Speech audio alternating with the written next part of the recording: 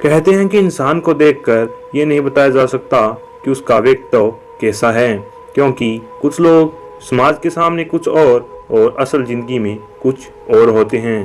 कुछ लोग मानसिक रोगी भी होते हैं और कुछ लोग बहुत ज़्यादा इंटेलिजेंट, लेकिन वो हमें कुछ अलग ही दिखाई देते हैं। इंसान को देखकर ये नहीं बताया जा सकता कि वो क्या कर सकता है।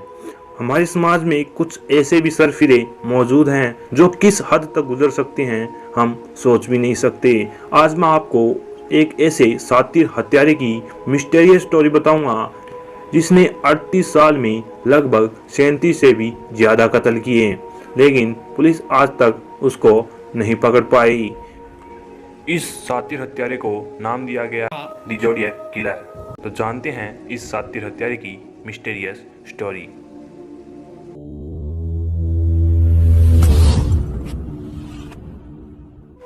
20 दिसंबर 1968 में वेलेहुक कैलिफोर्निया का एक कपल इस खौफनाक हत्यारे का पहला शिकार बना।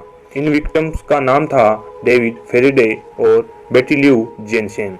ये दोनों कार पार्किंग में अपनी कार में बैठे हुए थे और तभी एक अनजान चेहरे ने गाड़ी के पास आकर डेविड के सर में एक गोली मार दी। जब बेटी ने भागने की कोशिश की तो उसको पीछे से 5 गोली मारी गई। और इस घटना के बाद से ही एक के बाद एक मिस्टीरियस हत्याओं का सिलसिला शुरू हो गया और ये घटनाएं मर्डर हिस्ट्री की सबसे मिस्टीरियस घटनाओं में से एक है। इस कातिल की खास बात ये थी कि ये अपने अगले मर्डर की चेतावनी पुलिस को पहले ही दे देता था। बस अलग बात ये थी कि ये चेतावनी लेटर के माध्यम से पुलिस को भेजी जाती थी, जो कि बड़ी ही उलझी हुई फॉर्म में लिखा हुआ होता था, जिसको समझ पाना बड़ा ही मुश्किल था। इसके अलावा वो फोन कॉल्स और पजल्स के माध्यम से भी अपने अगले मर्डर की चेतावनी दे देता था। इस चीज से एक बात तो साबित हो जाती थी कि वो कातिल बहुत ज्यादा शातिर और जीनियस माइंड का था। 4 जुलाई 1969 को वेलेहुक पुलिस स्टेशन में एक फोन कॉल आया। फोन कॉल पे बात करने वाले व्यक्ति ने कहा कि उसने डार्लिन फेरिन नाम की एक लड़की का कत्ल किया है और माइक मैजी को मारने की कोशिश की है। उसने ये भी कहा कि डेविड और बेटी का कत्ल भी उसी ने किया था। इसके 1 महीने बाद से ही ऐसे ही रहस्यमय खतों के आने का सिलसिला जारी हो गया। उसने अपने दूसरे खत की 3 कॉपी 3 अलग अलग न्यूज़ एजेंसियों को भेजी। उन खतों में खुफिया कोड लैंग्वेज में कुछ लिखा हुआ था और उस खत भेजने वाले ने यह भी लिखा कि अगर कोई इस खत की लैंग्वेज को समझ लेगा तो वो हत्यारा अपनी पहचान रिवील कर देगा। शुरुआत में इन खतों पर ज़्यादा ध्यान नहीं दिया गया और सिर्फ एक न्यूज़ एजेंसी ने ही अपने न्यूज़पेपर में उन खतों को प्रिंट किया और इसके महज 1 हफ्ते बाद ही उसने पहले जैसा ही खत कई न्यूज़ एजेंसियों में भेजा और पहली बार उसने अपना नाम इन खतों में रिवील किया, जो था ज़ोडिएक। और इसी के बाद से ही उसको द ज़ोडिएक किलर के नाम से जाना जाने लगा। और इस बार के भेजे गए खतों की खुफिया कोड लैंग्वेज को 2 हाई स्कूल टीचर ने समझ लिया, लेकिन इन खतों की लैंग्वेज को समझने के बाद उसके अगले शिकार का तो पता नहीं चला, लेकिन उसकी सरफिरी सोच का जरूर पता चला।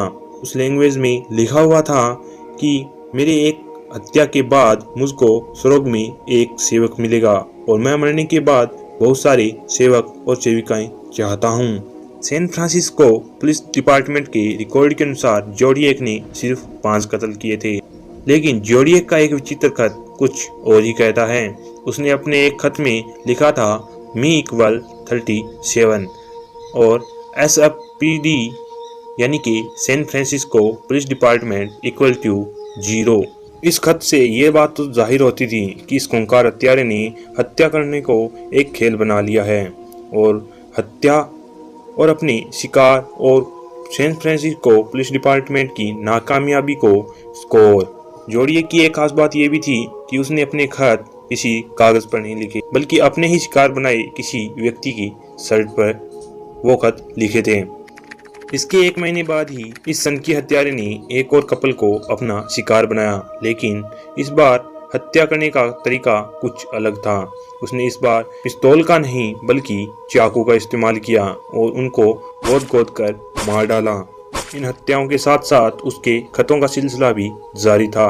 उसने अपने कुछ अंतिम खतों में स्कूल बसों को उड़ाने की धमकी भी दी थी। लेकिन 8 जुलाई 1974 में अचानक से इन खतों का आना बंद हो गया। पुलिस ने जोडियक को पकड़ने के लिए करीब 2000 लोगों को गिरफ्तार किया, लेकिन वो कभी भी असली जोडियक तक नहीं पहुंच पाई। पुलिस के पास जोडियक के खिलाफ उसकी अंगुलियों के निशान, कुछ चश्मदीद गवाहों और कुछ ऐसे ही अन्य सबूतों का भंडार था, लेकिन फिर भी वो इस साथी हत्यारे को पकड़ने में नाकाम रही। अब सभी को लगने लगा कि जोडियक किलर का अंत तक समाप्त हो गया है। लेकिन उस अंतिम खत के 4 साल बाद 4 मई 1978 में मीडिया 9 नाम के एक चैनल हाउस को इस खूंखार साथी हत्यारे का एक और खत मिला। यह खत मिलने के बाद पूरा सैन फ्रांसिस्को हिल गया। इस खत में जोडियक ने लिखा, हेलो चैनल 9, मैं जोडियक बोल रहा हूँ। मैंने फिर से कत्ल करने का सोच लिया है। अंततः तुमको अगले 3 हफ्तों में कुछ अच्छा छापने को मिलेगा, क्योंकि मैं अगले 3 हफ्तों में 5 कत्ल करूँगा।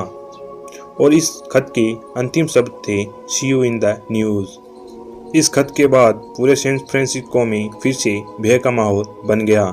लेकिन इस खत के बावजूद सैन फ्रांसिस्को पुलिस दी जोडियक किलर को नहीं पकड़ पाई और पुलिस ने खुद मान लिया कि दी जोडियक किलर एक जीनियस है और ऐसे साथी हत्यारे को पकड़ पाना लगभग नामुमकिन है। लेकिन आपको क्या लगता है, दी जोडियक किलर सच में एक जीनियस था या फिर कोई सरफिरा मानसिक रोगी जिसको जब मन आए किसी को भी मारने का मन कर जाता था? अपना कमेंट जरूर दीजिएगा और वीडियो आपको कैसी लगी लाइक कर जरूर बताइएगा। चैनल को सब्सक्राइब कर बेल आइकन जरूर से ऑल पे कर लीजिएगा, क्योंकि ऐसी ही मिस्टीरियस वीडियो यहाँ पे मिलती रहती है। तो मिलते हैं नेक्स्ट वीडियो में, तब तक के लिए बाय बाय।